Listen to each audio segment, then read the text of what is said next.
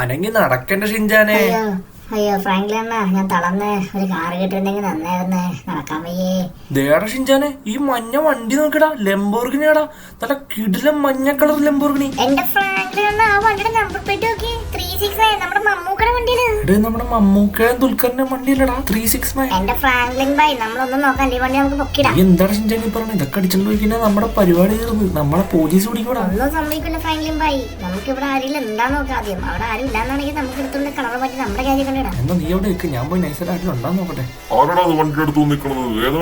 ചേട്ടാ, ഞങ്ങള് മമ്മൂക്കിനെ കാണാൻ വേണ്ടി വന്നതാ. വണ്ടി കണ്ടപ്പോ ആണോ?